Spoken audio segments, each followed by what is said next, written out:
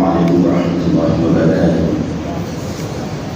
الحمد لله نحمده ونستعينه ونستغفره ونؤمن به ونتوكل عليه ونعوذ بالله من شرور أنفسنا ومن سيئات أعمالنا. من يهده الله فلا مضل له ومن يضلل فلا هادي له. وأشهد أن سيدنا ونبينا وحبيبنا ومولانا محمدا عبده ورسوله. قال الله عز وجل في القرآن المجيد والفرقان الحميد: فأعوذ بالله من الشيطان الرجيم. بسم الله الرحمن الرحيم. يا أيها الذين آمنوا ادخلوا في السلم كافة ولا تتبعوا خطوات الشيطان إنه لكم عدو مبين. صدق الله العظيم. وقال رسول الله صلى الله عليه وسلم: أصحابي كالنجوم فبأيهم اقتديتم واهتديتم.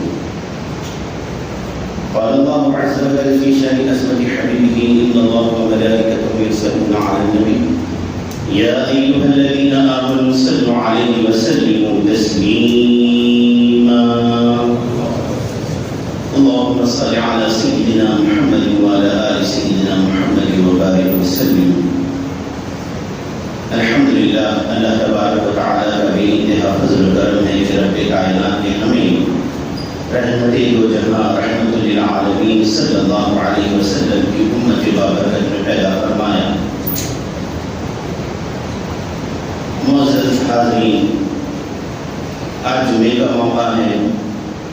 اللہ تبارک و تعالیٰ نے ہمیں یہ شرف بخشا کہ ہم یہاں پر جمعہ پڑھنے کے لیے حاضر ہوئے. ایک بات میں آپ سے عرض کروں کہ بندہ ہر حال میں اللہ تبارک و تعالیٰ کا شکر گزار ہونا چاہیے. جیسا کہ ہم جمعہ پڑھنے کے لیے یہاں پر آ گئے، کئی بد نصیب ایسے بھی ہیں جو جمعہ کے لیے نہیں آ سکتے. یہ نہیں ہے کہ ہر ایک مسلمان جمعہ میں حاضر ہوتا ہے.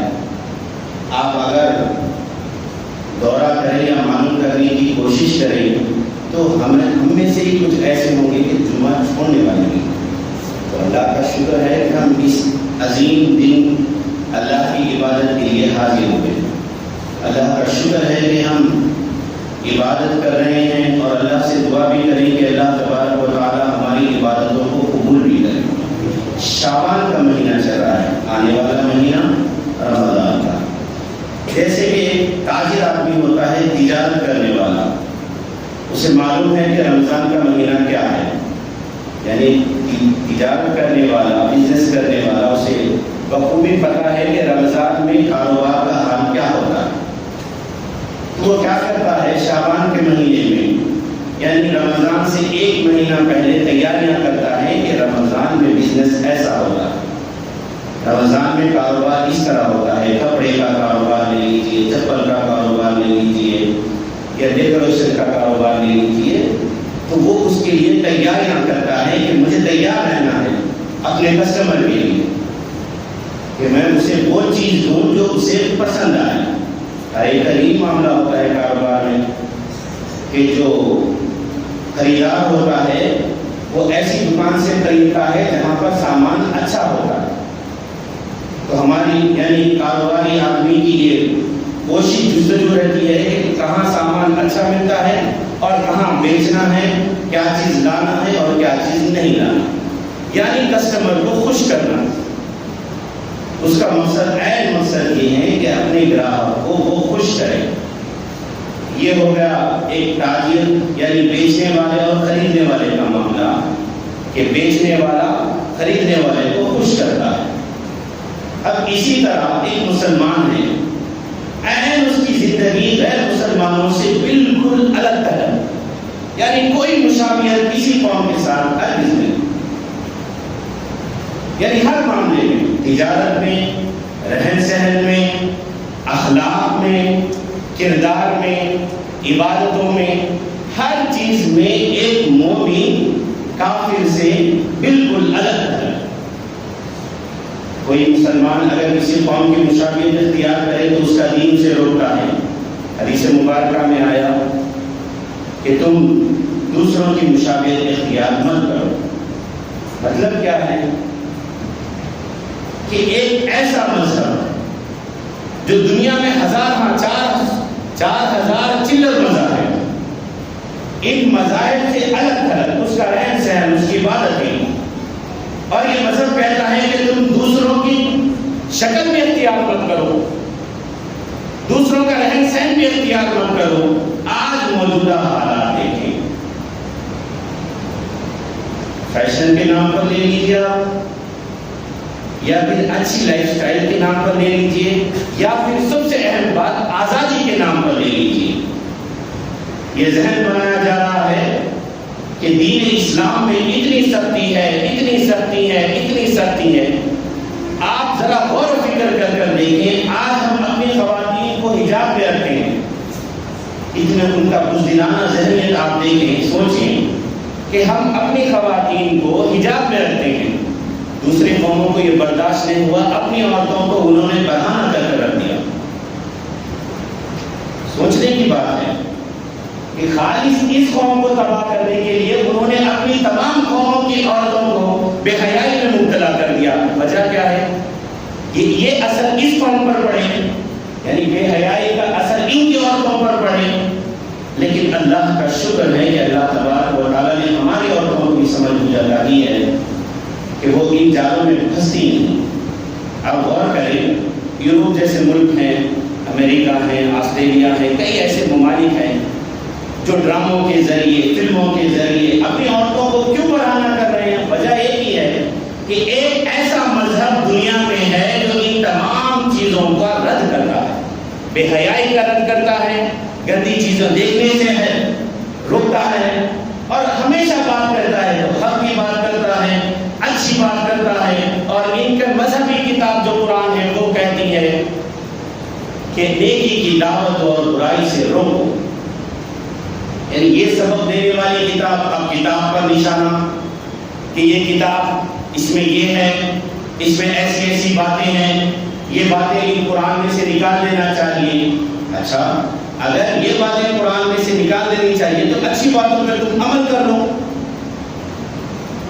تمہیں یہ شبہ ہے کہ یہ جو چیزیں جو نقصان پہنچانے والی ہیں، ٹھیک ہے یہ تو چند ہے تمہاری نظر میں، لیکن قرآن کی ہزاروں آیتیں ایسی ہیں جو تمہاری اصلاح کے لیے ہیں، وہ اپنا لو. نہیں، وہ نہیں اپنائیں گے.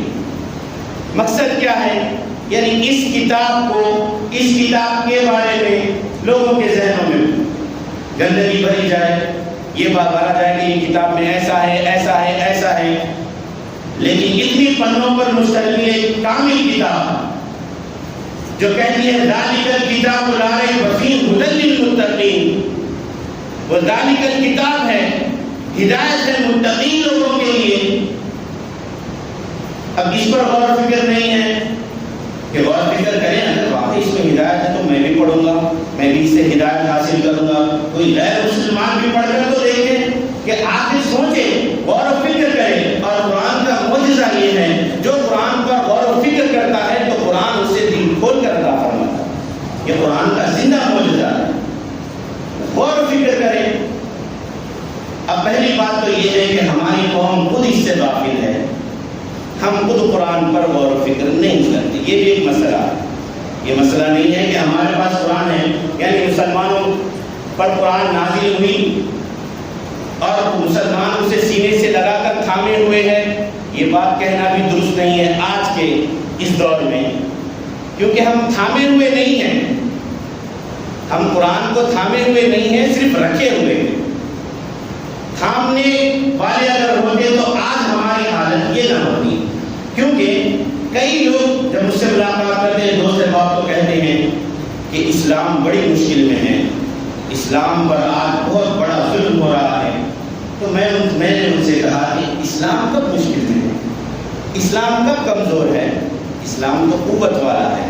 اگر آپ اخبارات دیکھ رہے ہیں، سوشل میڈیا پر آپ کی نظر ہے، تو آپ دیکھ سکتے ہیں کہ اسلام کمزور نہیں ہے. اسلام تو اپنا کام کر رہا ہے. دیکھیے، بڑے بڑے انگریزی عہدیدار اسلام قبول کر رہے ہیں، ناچنے گانے والے اسلام قبول کر رہے ہیں.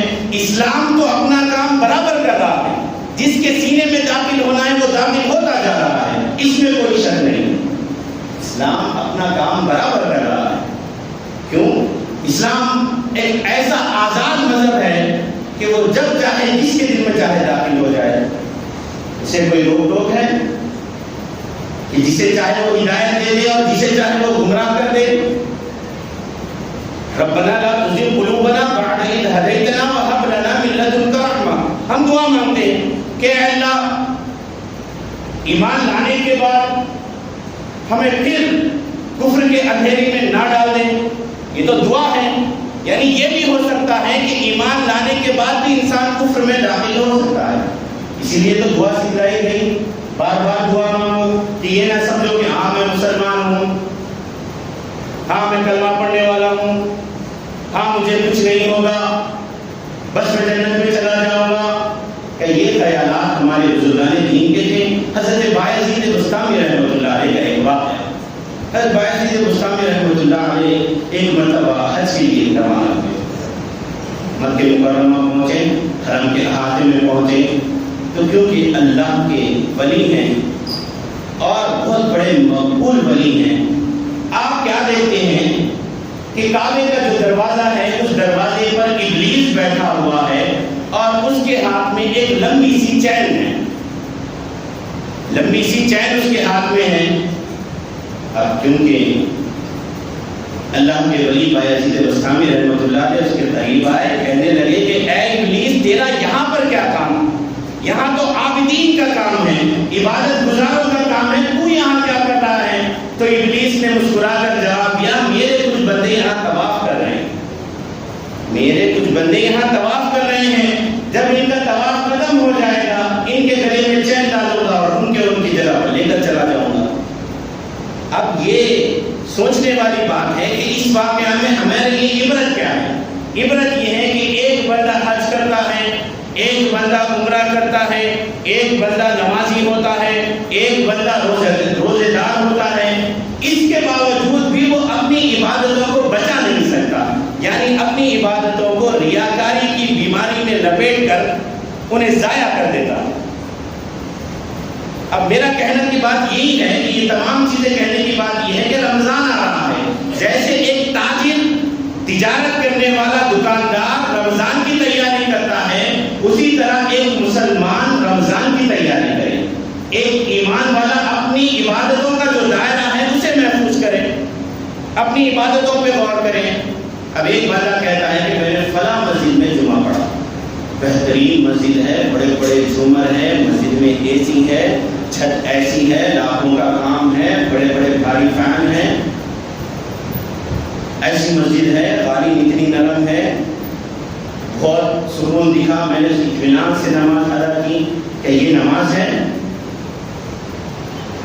کیا آپ صلی اللہ علیہ وسلم جب مسجد نبوی نماز پڑھا کرتے تو چھت سے پانی ٹپکا کرتا, نیچے مٹی ہوا کرتی, اس پر سجدے ہوا کرتے.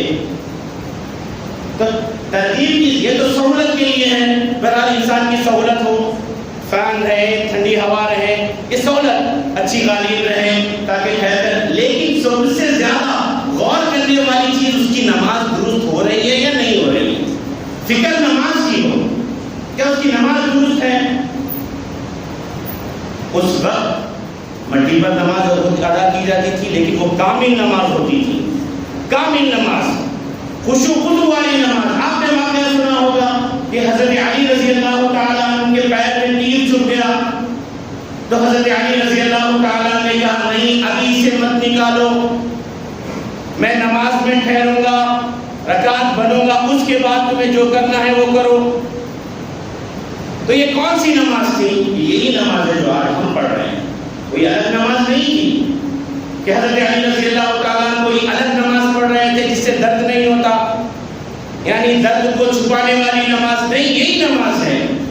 لیکن پڑھنے والے حضرت علی رضی اللہ تعالیٰ. جب ایک ایمان والا نماز کے لیے ٹھہرتا ہے تو اس کے سوچ اور فکر میں, ذہن میں ایک ہی بات ہوتی ہے کہ میں اللہ کے حضور ٹھہرا ہوا, ندامت کے ساتھ سر جھکائے ہوئے. کیوں؟ کیونکہ یہ نماز درست ہوگی تو سارے اعمال درست ہوں گے, سارے تسبیحات درست ہوں گے, سارے وظائف درست ہوں گے. رات بھر ٹھہر کر جو ہے تسبیح پڑھ رہا ہے, ذکر کر رہا ہے تاکہ مجھے یہ مل جائے وہ مل جائے, پھر فجر کی نماز اس کی گول ہے. یعنی اول سب سے پہلا کام کہ اس کی نمازوں کا کیا حال ہے. پابند ہے تو اس کے بعد اس کے ذکر و اذکار، اس کی تسبیحات، اس کی عبادتیں، اس کی خیرات سب قبول ہیں. پہلے ہی درجے میں ناکامیاب تو سب سے پہلے اپنی نماز. حضور صلی اللہ علیہ وسلم نے دیکھا کہ ایک شخص نماز پڑھ رہا. جب اس کی نماز ختم ہوئی تو آپ صلی اللہ علیہ وسلم نے اسے قریب بلایا اور کہا کہ تمہاری نماز درست نہیں، پھر سے ادا کرو. گر گیا وہ بندہ، پھر نماز ادا کی. تو آپ صلی اللہ علیہ وسلم نے پھر اسے بلایا، پھر اسے کہا کہ دیکھو تمہاری نماز درست نہیں، پھر سے ادا کرو. 3 مرتبہ ایسے ہی معاملہ ہوا. تو آپ صلی اللہ علیہ وسلم نے اسے ارشاد فرمایا کہ نماز ایسی نہ پڑھو جلدی جلدی، جیسے کہ ایک مرغا دانے دانے پر چونچ مارتا ہے زمین پر، جلدی جلدی رکو، جلدی تلاوت، جلدی کب فارغ ہو جاؤ. کوئی تلوار لے کر کھڑا ہوا ہے کہ اگر تم دیر سے پڑھے ہوئے تو تمہاری گردن اڑا دی جائے گی. ایسی جلدی نماز میں کیونکہ اس کا قلب مطمئن نہیں ہے، اس کا دل مطمئن نہیں ہے، بس بے چینی ہے. امام صاحب سلام پہ رہے ہیں، ادھر سے پبلک اٹھ کر بھاگ رہی ہیں. انہیں پتا بھی ہے کہ اس کے لیے جمعہ کا دن ہے، اس میں سنتیں بھی ہیں، نوافل بھی ہیں. نماز سے پہلے بھی 4 رکعت سنتیں ہیں، اس کے بعد بھی 4 رکعت سنتیں ہیں، اس کے بعد بھی 2 سنت ہے، نفل ہے. یہ بھولے ہوئے ہیں؟ نہیں، سب یاد ہے، لیکن ایک بے چینی ہے. باہر ہوٹل میں 1 گھنٹہ ٹھہرے گے، باہر جا کر چائے پیئیں گے. میرے بھائی، شعبان کا مہینہ ہے، اپنی نمازوں کو درست کر لیں، تیار ہو جائیں روزے کے لیے. شعبان کا مہینہ آپ صلی اللہ علیہ وسلم کثرت سے روزہ رہا کرتے. ہمیں پتہ بھی نہیں ہے، ہمیں اپنی تاریخ خود پتہ نہیں ہے کہ رمضان کا اہتمام کب سے ہوا کرتا تھا، کب سے آپ صلی اللہ علیہ وسلم رمضان کے 2 مہینے پہلے سے تیاری ہے. رمضان آپ دعوت میں جا رہے ہیں تو ایسے ہی چل جائیں گے، ایسے ہی جو کپڑے پہنے ہیں ویسے ہی نکل جائیں گے؟ نہیں، حجام کے پاس جائیں گے، پہلے سنت رسول اللہ کرائیں گے، اچھا فیشن کروائیں گے، خوبصورت دکھیں گے، کوٹ پینٹ پہنیں گے. کوٹ پینٹ سے بات یاد آ گئی، 1850 عیسوی یعنی یہ 2021 ہے، جب سے ویڈیوگرافی نکلی انگریزوں کے پاس. آپ غور کر کے دیکھیں، یوٹیوب پر ابھی بھی آ رہا ہے. 1850 1840 1820 انگریزوں جب وہ لوگ ویڈیوگرافی کیا کرتے تھے، اس وقت سے کوٹ پینٹ کا رواج ہے. اس وقت سے، اس سے پہلے سے ہے، یعنی جب ویڈیوگرافی وہ لوگ لیا کرتے تھے اس سے پہلے سے کوٹ پینٹ کا رواج ہے. اور آج جب دنیا اتنی ترقی کر لی ہے، اس کے باوجود بھی آج بھی ہم مسلمانوں کے پاس ولیمے کے لیے کوٹ پینٹ کے سوا دوسرا کوئی لباس نہیں. اور شادی میں شیروانی نیا رواج ہے. شیروانی، کبھی سنت رسول جبہ پہنے، کبھی امامہ بنے. نہیں، پگڑی وہ بھی کرائے کی، پھر دوستوں کے لیے پگڑی، کبھی سنت سمجھ کر امامہ پہنے. نہیں، تو یہ فرق ہے مسلمان کا اور ایک غیر مسلمان کا کہ وہ ہر چیز میں فرق کرتا ہے. احتیاط بھی کرتا ہے، بات کرے تو احتیاط کرتا ہے، تجارت کرے تو احتیاط کرتا ہے، کہیں جھوٹ نہ نکل جائے، کہیں حرام میرے منہ سے حرام کاری نہ ہو جائے، کہیں کسی کی غیبت نہ ہو جائے. کسی مذہب نے آپ کو سکھلایا ہے؟ اتنے مذاہب میں کوئی مذہب والا یہ کہتا ہے کہ جھوٹ بولنا حرام ہے؟ دیکھیے کتابیں اٹھا کر پڑھیے. کوئی مذہب والا آپ کو کہتا ہے کہ ہمارے مذہب میں جھوٹ بولنا حرام ہے؟ نہیں. کوئی مذہب والا یہ کہتا ہے کہ ہمارے مذہب میں شراب پینا حرام ہے؟ نہیں. سوائے اسلام کے، سوائے واحد اسلام کے کوئی مذہب نہیں کہتا کہ شراب پینا حرام ہے. کوئی مذہب یہ نہیں کہتا کہ زنا کرنا حرام ہے، نہیں کہتا. اب تو بہت آگے نکل چکی ہے دنیا، ہر چیز اتنی آسان ہو چاہے، بدکاری بھی آسان، بے حیائی بھی آسان، ہر ایک کے پاس فون ہے، مرد ہو خواتین ہو، ہر ایک کے لیے بے حیائی دیکھنا آسان. آج کل ہمارے نوجوان بڑی آسانی سے بے حیائی دیکھتے ہیں. دیکھنے سے پہلے ایک بات سوچیں کہ ہم مسلمان ہیں، ہم کوئی دوسرے مذاہب سے تعلق نہیں رکھتے جن کا معاملہ مرنے کے بعد کیا ہوگا. لیکن ہمارا معاملہ مرنے کے بعد یہ ہے کہ ہماری قبر میں منکر نکیر آئیں گے. ہمارے اعمال اگر درست نہ ہو تو پھر قبر ہمیں وہ عذاب دے گی جو ہم سوچ بھی نہیں سکیں گے. یہ ایک مسلمان کا ایمان ہے. کل پل صراط پہ بھی چلنا ہے، سوال جواب بھی ہے، نام اعمال بھی ہے. یہ ہمارے مذہب میں ہے. پیچھے مت چلیے. آج جو راستہ ہم چل رہے ہیں نا وہ ہمارے مذہب کا نہیں ہے, ہمارے دین کا نہیں ہے. دین کا نام ہی یہ ہے کہ جو اصول اس دین نے آپ کے لیے بنائے ہیں, قرآن نے جو اصول آپ کے لیے دیے ہیں, احادیث مبارکہ میں جو زندگی گزارنے کے اصول ہیں, ان اصولوں پر چلنا ہی دین اسلام پر چلنا. اس سے ہٹ کر آپ سر پٹک لیں, اپنی پیشانی کہیں پر بھی لگڑ لیں سجدوں کے سوا, کوئی فائدہ نہیں ہے. جہاں آپ کی پیشانی جھکنا چاہیے وہاں نہیں جھک رہی. ساری دنیا کے ہر ایک محکمے میں, عدالتوں میں ہمارے سر جھکے ہوئے, پولیس اسٹیشنوں میں ہمارے سر جھکے ہوئے, اعلیٰ عہدیداروں کے سامنے ہمارے سر جھکے ہوئے, سب کے سامنے سر جھکے. ایک سر جھکانے سے ہم پرہیز کرتے ہیں تو وہ سجدے میں سر جھکانے سے, اللہ کے سامنے گڑ گڑانے سے, اپنی پریشانی دوست کے سامنے رو کر بیان کریں گے, رشتہ داروں کے سامنے روئیں گے, پلائیں گے, کہیں گے کہ میں قرضے میں ہوں, میں فلاں ہوں, لیکن کبھی جان نماز بٹھا کر اللہ کے سامنے نہیں روئیں گے. وجہ کیا ہے؟ دل مردہ ہو تو آنسو کبھی نہیں نکلتے. جب انسان کا دل مردہ ہو جاتا ہے تو کبھی اس کے آنسو نہیں نکلتے, چاہے کتنا پریشان ہو جائے, کبھی وہ اپنے پروردگار کے سامنے ہاتھ نہیں اٹھا سکتا. یہ ایک واحد وجہ ہے کہ جس کا دل مردہ ہوتا ہے وہ کبھی اللہ کے سامنے روتا نہیں, گڑ گڑاتا نہیں, کبھی اب جان نماز پر بیٹھ کر رات کے وقت اللہ سے مانگتا نہیں. جس کے دل مردہ ہو جائیں اس کا علاج یہی ہے کہ مردہ دلوں کا علاج آپ صلی اللہ علیہ وسلم نے ارشاد فرمایا کہ تم کثرت سے قرآن پڑھا کرو اور کثرت سے موت کو یاد کیا کرو. یہ دو چیزیں ایسی ہیں جو تمہارے دل کو زندہ کرنے والی ہیں. جب دل زندہ ہوگا تو آنسو خود بخود نکل جائیں گے. تو بہرحال کہنے کا مقصد یہی ہے کہ ہم اپنی نمازوں کو, عبادتوں کو سب سے پہلے ریاکاری سے بچائیں, لوگوں کو دکھاوے سے بچائیں. کیونکہ ایک ایسا مہینہ جس میں ہر بندہ روزہ رہتا ہے, یہ باطنی عبادت ہے کہ اکیلے کمرے میں بھی بیٹھ کر وہ پانی کی پیاس وہ نہیں پیتا. باطنی عبادت میں سب سے بڑی عبادت روزہ ہے. اس روزے کے لیے بھی ہم تیاری کریں. دھوپ بہت ہے, شدت ہے, کاروبار بھی ہے, کام بھی ہے, یہ سب چیزیں ہیں. لیکن دنیا میں اس کے بعد رمضان کے بعد 11 مہینے بھی ہیں. یہ بھی ایک ذہن میں رکھیں کہ کمانے کا مہینہ رمضان ہے نہیں, 11 مہینے ہیں. اتنی بات ہے کہ 11 مہینوں میں برکت نہیں ہے آپ کے پاس. یعنی کچھ ایسے کام آپ نہیں کرتے جس سے آپ کے رزق میں برکت ہو. یہی تو رونا ہے, پیسے والوں کے پاس رونا ہے کہ ارے سب کچھ ہے لیکن برکت نہیں ہے. غریب کا بھی یہی رونا ہے کہ ارے اتنا کام کر رہے ہیں کچھ بھی فائدہ نہیں. ہماری پیسوں میں سے, ہماری دولت میں سے برکت ہو گئی. کئی لوگ کہہ رہے ہیں کہ برکت ہو گئی, کئی لوگ کہہ رہے ہیں کہ ہم پر مصیبت آ رہی ہے, کئی لوگ کہہ رہے ہیں کہ ہم پر عذاب آ رہا ہے. یعنی سب بول رہے ہیں لیکن کوئی اس طرف رجوع نہیں ہو رہا ہے کہ ہم اللہ سے غافل ہیں. اس طرف رجوع نہیں, لاکھ باتیں کریں گے, ہوٹل میں ٹھہر کر کہیں گے کہ مسلمانوں پر یہ ظلم وہ ظلم. نہیں, یہ کوئی نئی بات ہے. ایک اہل علم جانتا ہے جو علم کے بارے میں سرحد بوجھ رکھتا ہے. ایک اہل علم یہ بخوبی جانتا ہے کہ یہ جو ظلم اور مظالم ہو رہے ہیں وہ اب سے نہیں ہیں. آپ صلی اللہ علیہ وسلم کے دور سے ظلم ہو رہا ہے. صحابہ کرام پر ظلم ہوا, تابعین پر ظلم ہوا, مسلمان قبیلوں پر ظلم ہوا, مسلمانوں کے قافلوں کو لوٹا گیا, مسلمانوں کو کاٹ کر پھینک دیا گیا, حاملہ عورتوں کو مارا گیا, ان کی عزت لوٹی گئی. یہ اب سے نہیں ہے, زمانے سے چلتا ہوا آ رہا ہے.